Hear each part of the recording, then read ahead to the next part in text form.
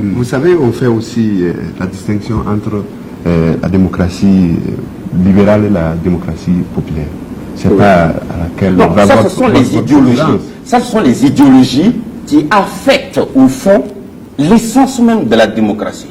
Car la démocratie enseigne en réalité deux choses. Et nous en parlerons dans le développement quand on verra si notre démocratie à l'heure actuelle est bien adaptée dans des pays misérables comme les nôtres. La démocratie n'enseigne que deux choses. Que dans toute société, chaque citoyen a des libertés. C'est au nom du contrat social. Chacun est né à l'état de nature. Et pour sa survie, pour mieux vivre, il a préféré s'associer avec d'autres. Mais alors si vous êtes associé, forcément il y a des libertés, vous êtes obligé d'aliéner.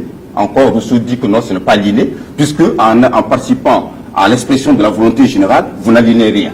Mais d'autres auteurs disent, vous aliénez une partie de vos libertés. Vous pouvez plus faire tout ce que vous voulez, comme si vous étiez à l'état de nature.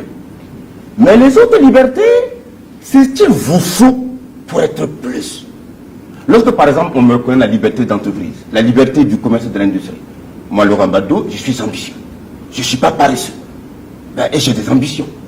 Mais la liberté, j'entreprends une activité lucrative pour assouvir mes besoins et mon ambition. Donc c'est là que va votre préférence alors? Non, je n'ai pas de préférence. Attention, nous sommes sur les définitions. Voilà. Et donc j'en viens à votre distinction entre liberté, entre démocratie libérale et démocratie populaire.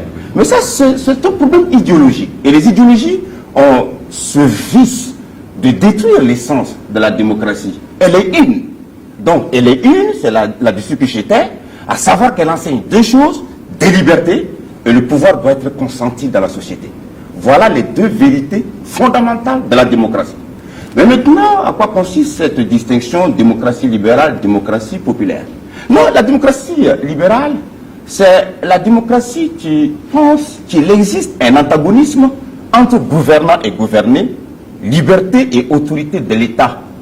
Et par conséquent, la société libérale accepte cet antagonisme, mais pour le combattre, pour l'amenuiser dans ses effets tyranniques, tout simplement reconnaît la séparation des pouvoirs, l'indépendance de la magistrature, etc., etc. Alors que la démocratie populaire, elle nie l'antagonisme.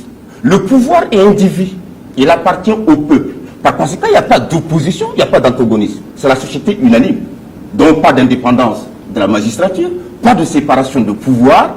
Alors par conséquent, évidemment, ça fait deux sortes de démocratie, mais en réalité, pour moi, c'est la même chose. C'est partout du mensonge. Vous n'avez pas de préférence ni pour l'une ni pour l'autre. Mais exactement, vous avez découvert justement. Mais le problème, M. Baddo, c'est que il y a, vous avez cité à l'instant Jean-Jacques Rousseau, mais il dit quelque part aussi que finalement, il ne pourra jamais avoir de bonne démocratie sur Terre parce que la démocratie, l'idéal de la démocratie appartient aux dieux.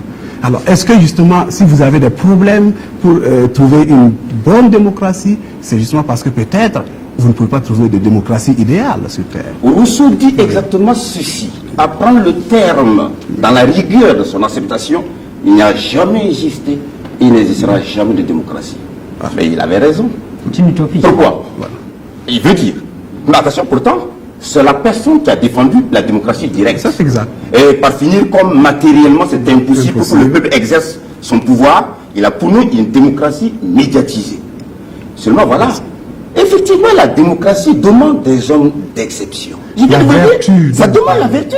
S'il n'y a pas de vertu, si vous avez des irresponsables, écoutez, comment moi, Laurent Baddo, je peux me proposer comme un leader d'une société si je suis le prototype parfait du médiocre? Voilà, je suis un coureur de jupons, je suis un alcoolique notoire, je suis un voleur, un menteur. C'est ce projet de société que je vais proposer à un peuple. Donc, or, il ne faut pas penser que tous les hommes, effectivement, sont dans la boue du vice, jusqu'aux chevilles, la tête en bas. Non, au fond, dans le cœur de chaque homme, il y a le désir de la vertu, des certitudes indestructibles. Mais c'est seulement lorsque chacun découvre que chacun cherche tout de suite son intérêt tout nu, que, surtout l'argent, ça vient diluer la vertu. Si bien qu'il faut des hommes d'exception pour montrer que non, ce n'est pas une fatalité. On peut avoir la vraie démocratie à condition que les peuples se lèvent debout.